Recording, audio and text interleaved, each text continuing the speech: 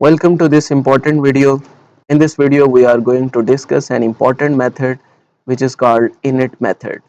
Init method is a special method that is automatically gets called every time when the objects are created. So whenever the objects are created, then the init method gets called. So in case of init method, we can define attributes. Init method is usually used to define the attributes.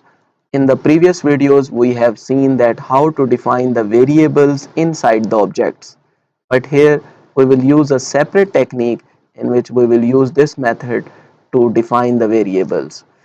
So here you can see we have defined a class which is student, and in this case we have defined a function which will check whether each student from the below object is pass or fail.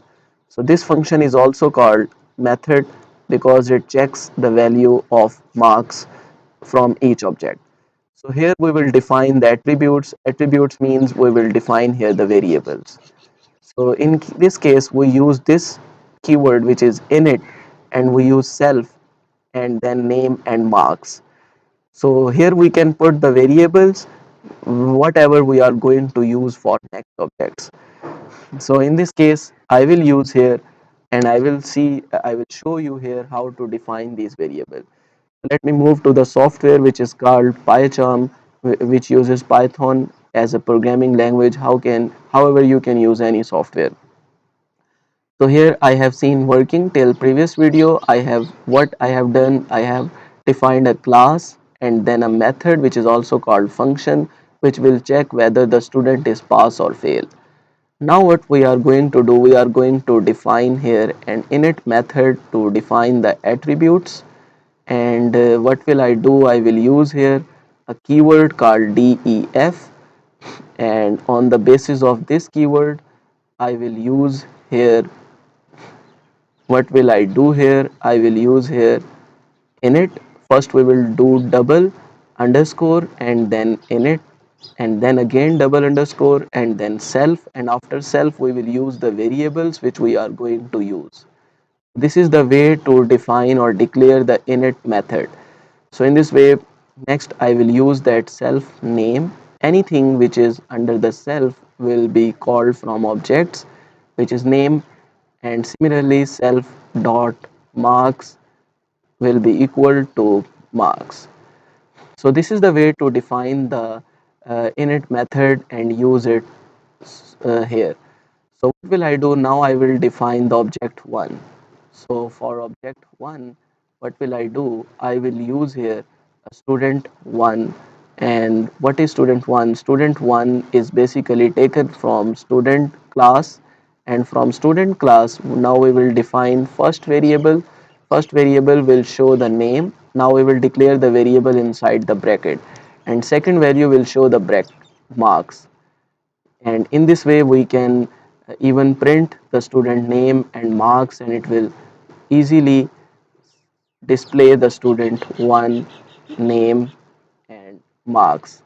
However, we have not defined here the student 1 name, but it will displayed and it will be checked direct from init portion or init function. That init function is, or init method is used to define the variables.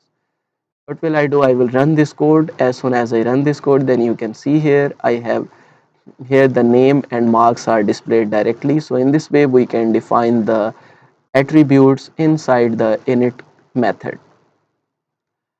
Okay, next is what we are going to do. We are going to create object 2 and assigning its attributes as well.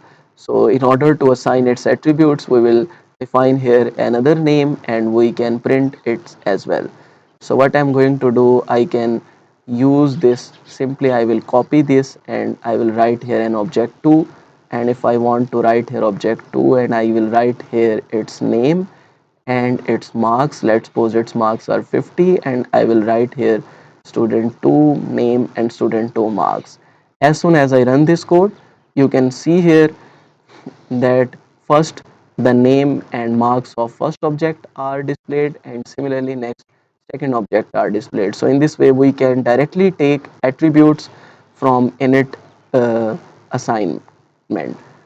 So next here another example init method in which we can even check whether the student 1 is pass or fail. So we can check it here as well. So let me check it just for student 1. So I am going to assign the variable d, and I'm going to check student 1 and whether it is pass or fail. Check pass fail, and as soon as I check this, then what will I do? I will print this result d here. So here not only we have printed the attributes, but we have also displayed the result of this attribute. So I will run this code, and I have seen that it has been true because this student is pass. So this function has directly been called from our class, which was initially stored under the student. So from here we have checked in the object that whether the student 1 is pass or fail. So in this way it works, and this was very easy approach in which we checked how does the init method works and how to define the variables and how to use them in future for objects. Thank you so much. That was up to here. Please stay with us for upcoming videos and leave your valuable feedback.